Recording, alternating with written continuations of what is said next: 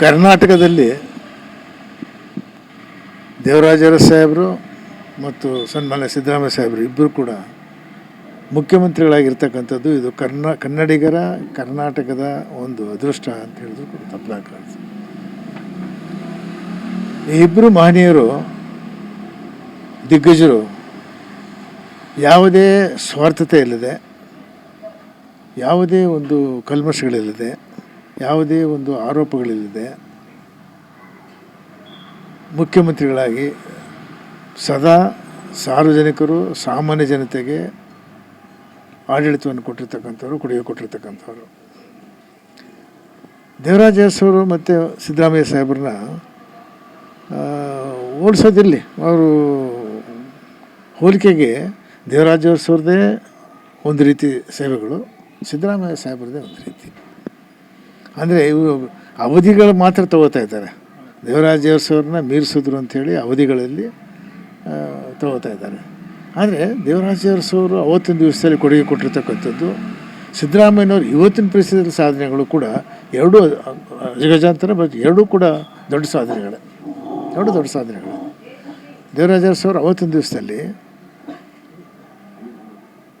ನಮ್ಮ ಎಮರ್ಜೆನ್ಸಿ ಬಂದಾಗ, ಆ ಎಮರ್ಜೆನ್ಸಿ ಟೈಮ್ನಲ್ಲಿ ಅವ್ರು ಕೊಟ್ಟಿರ್ತಕ್ಕಂಥ ಕೊಡುಗೆಗಳು ಭಾಳ ಅಪರೂಪ. ಬೇರೆ ಎಲ್ಲ ಇಡೀ ಈ ರಾಷ್ಟ್ರದ ಎಲ್ಲ ರಾಜ್ಯಗಳಲ್ಲೂ ಕೂಡ ಆ ಒಂದು ಎಮರ್ಜೆನ್ಸಿ ಟೈಮ್ನಲ್ಲಿ ಯಾವುದೇ ದುರುಪಯೋಗದ ರೀತಿಯಲ್ಲಿ ಬಡವರಿಗೆ, ನಿರ್ಗತಿಕರಿಗೆ ಉಳುವನೆ ಹೊಡೆಯ ಅಂತಕ್ಕಂಥ ಕೊಟ್ಟಿರ್ತಕ್ಕಂಥದ್ದು ಮಾತ್ರ ಯಾರೂ ನಮ್ಮ ಬರಲಿಕ್ಕಾಗೋದಿಲ್ಲ.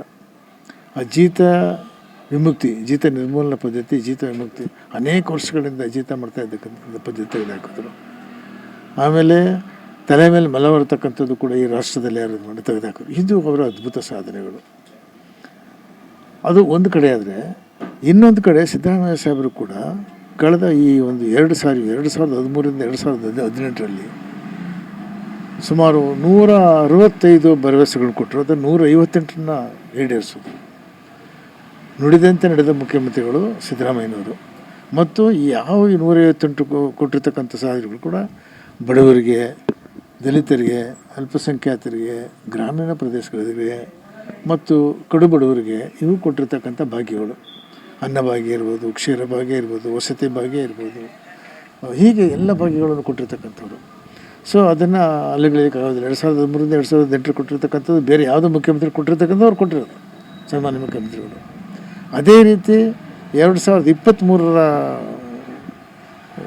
ಚುನಾವಣೆ ಮುನ್ನ ಏನು 5 ಗ್ಯಾರಂಟಿಗಳನ್ನ ಘೋಷಣೆ ಮಾಡಿದ್ರು, ಆ 5 ಗ್ಯಾರಂಟಿಗಳನ್ನು ಕೂಡ ಈ ರಾಷ್ಟ್ರದಲ್ಲಿ ಬೇರೆ ಯಾವ ರಾಜ್ಯನೂ ಕೂಡ ಘೋಷಣೆ ಮಾಡಿಲ್ಲ. ಉದಾಹರಣೆಗೆ ಸ್ತ್ರೀ ಶಕ್ತಿ ಈಗೇನಿದೆ, ಸ್ತ್ರೀಶಕ್ತಿ ಪ್ರತಿಯೊಬ್ಬ ಈ ರಾಜ್ಯದಲ್ಲಿರ್ತಕ್ಕಂಥ ಯಾವುದೇ ಪಾಪ ಮಹಿಳೆಯರು ಈ ಒಂದು ದಕ್ಷಿಣದಿಂದ ಉತ್ತರಕ್ಕೆ, ಪೂರ್ವದಿಂದ ಪಶ್ಚಿಮಕ್ಕೆ ಎಲ್ಲಿಗೆ ಬೇಕಾದರೂ ಹೋಗ್ಬೋದು.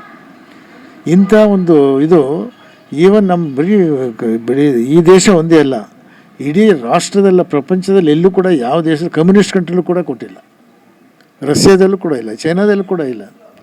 ಇದು ಒಂದು ಅದ್ಭುತವಾದಂಥ ಕೊಡುಗೆ ಸ್ತ್ರೀ ಸ್ವಾತಂತ್ರ್ಯಕ್ಕೆ, ಸ್ತ್ರೀ ಸಬಲೀಕರಣ ಮಾಡ್ತಕ್ಕಂಥದ್ದಕ್ಕೆ ಮತ್ತು ಸ್ತ್ರೀಯರಿಗೆ ಎಂಕರೇಜ್ ಮಾಡ್ತಕ್ಕಂಥದ್ದು. ಮತ್ತು ಅನ್ನಭಾಗ್ಯದಲ್ಲಿ ಒಂದು ಇವತ್ತಿಗೂ ಕೂಡ ನೆನೆಸ್ಕೋತಾರೆ. ಮೊನ್ನೆ ಭಾಷಣದಲ್ಲಿ ಹೇಳ್ತಾಯಿದ್ರು, ಅವ್ರ ಹಳ್ಳಿನಲ್ಲಿ ಅವತ್ತಿನ ಹಿಂದಿನ ಕಾಲದಲ್ಲಿ ಯಾರಾದರೂ ಅನ್ನ ಊಟ ಮಾಡಬೇಕು ಅಂತ ಹೇಳಿದ್ರೆ ಹಬ್ಬ ಹರಿದಿನಗಳಲ್ಲಿ ಮಾತ್ರ ಅನ್ನ ಊಟ ಮಾಡ್ತಿದ್ದು. ಅದರಲ್ಲೂ ಎಲ್ಲ ಮನೇಲೂ ಅನ್ನ ಮಾಡ್ತಿರಲಿಲ್ಲ, ಕೆಲವ್ರ ಮನೇಲಿ ಮಾತ್ರ ಅನ್ನ ಮಾಡ್ತಿದ್ರು. ಏನಾದರೂ ಮಕ್ಕಳಿಗೆ ಜ್ವರ ಬಂದರೆ, ಕೆಮ್ಮಲು ಬಂದರೆ ಅನ್ನ ನಮ್ಮ ರಾಗಿ ಮತ್ತು ಜೋಳದ ಹಿಟ್ಟು ಕೊಡೋಕ್ಕಾಗೋದಿಲ್ಲ ಅಂಥೇಳಿ ಅನ್ನ ಮಾಡಿರೋ ಮನೇಲಿ ಹೋಗಿ ನಿಂತ್ಕೊಂಡು ಭಿಕ್ಷೆ ಬಿಡ್ತಿದ್ರು ಅಂತ ಈಗಲೂ ಕೂಡ ಹೇಳ್ತಾರೆ, ನೆನೆಸ್ಕೋತಾರೆ. ಅದು ಒಬ್ಬ ಮನುಷ್ಯನಿಗಿರ್ತಕ್ಕಂಥ ಪ್ರಾಮಾಣಿಕ ಕನಿಕರ. ಬಡವ್ರ ಕಂಡ್ರೆ, ದಲಿತರ ಬಗ್ಗೆ, ಅನ್ನ ಆಹಾರ ಇಲ್ಲದಂಥವ್ರು ನೆನೆಸ್ಕೊಂಡು ಆ ಸ್ಥಾನದಲ್ಲಿ ನಿಂತ್ಕೊಂಡು ಅವ್ರು ನೋಡ್ತಾರಲ್ಲ, ಇದು ದೊಡ್ಡ ಗುಣ ಅವ್ರದ್ದು. ಹಾಗಾಗಿ ಈ ರಾಜ್ಯದಲ್ಲಿ ಯಾರು ಕೂಡ ಹಸಿದಿರಬಾರ್ದು ಅಂಥೇಳಿ ಉಚಿತವಾಗಿ 10 kg ಅಕ್ಕಿ, ಅದರಲ್ಲೀಗ ಮತ್ತು ಇನ್ನು ಬೇರೆ ಮಾಡಿದ್ದಾರೆ 5 kg ಅಕ್ಕಿ ಮತ್ತು ಬೇರೆ ದವಸ ಧಾನ್ಯಗಳು ಕೊಡಬೇಕು ಅಂತ. ಹಾಗೆ ಅದಾಯಿತು. ಕ್ಷೀರಭಾಗ್ಯದಲ್ಲಿ ಮಕ್ಕಳಿಗೆ ಅದನ್ನು ಹೇಳ್ತಾಯಿದ್ರು. ಪ್ರೈಮರಿ ಸ್ಕೂಲಲ್ಲಿ ಓದ್ತಾ ಇರಬೇಕಾದ್ರೆ ಮಕ್ಕಳಿಗೆ ಪೌಷ್ಟಿಕತೆ ಇವೆಲ್ಲ ತೊಂದರೆಗಳಿರ್ತಿತ್ತು. ಅಂಥದ್ರಲ್ಲಿ ಅಂತೇಳಿದವ್ರಿಗೆ ಹಾಲು ಕೊಡ್ತಕ್ಕಂಥದ್ದು. ಇವೆಲ್ಲವೂ ಕೂಡ ಮಾನವೀಯ ದೃಷ್ಟಿಯಿಂದ, ಮಾನವೀಯತೆಯಿಂದ ಇರ್ತಕ್ಕಂಥ ಇಡೀ ರಾಜ್ಯದಲ್ಲಿರ್ತಕ್ಕಂಥ ಎಲ್ರಿಗೂ ಕೂಡ ಸೌಲಭ್ಯ ಕೊಡಬೇಕು ಅನ್ನೋ ಉದಾರತೆಯಿಂದ ಮಾಡಿದ್ದಾರೆ ಇವ್ರದ್ದು. ಹಾಗಾಗಿ ಇವರು ಮಾಡಿರ್ತಕ್ಕಂಥ ಸಾಧನೆಗಳು ಇವು ಕೂಡ ದೇವರಾಜ ಅರಸರ ಕಾಲದಲ್ಲಿ ಅದು ದೊಡ್ಡದು. ಈ ಕಾಲದಲ್ಲಿ ಇದ್ದೋಡ್ರು, ಇವು ದೊಡ್ಡದು. ಯಾಕಂದರೆ ಇವ್ರ ಸಾಧನೆಗಳೇನು ಕಡಿಮೆ ಆಗಿಲ್ಲ. ಹಾಗಾಗಿ ದೇವರಾಜ ಅರಸು ಅವ್ರನ್ನ ಅವಧಿಯಿಂದ ಮೀರಿ ಮಾಡಿರ್ತಕ್ಕಂಥ ಇನ್ನೂ ಮುಂದುವರೆದು ಇನ್ನು ಮುಂದಿನ 2 ವರ್ಷಗಳವರು ಇಲ್ಲೇ ಇದ್ದು 2028ಕ್ಕೂ ಬರಲಿ ಅಂತ ಆಸೆ ಮಾಡ್ತೀವಿ ಸರ್ಕಾರ ಕರ್ನಾಟಕದಲ್ಲಿ, ಅದಲ್ಲ.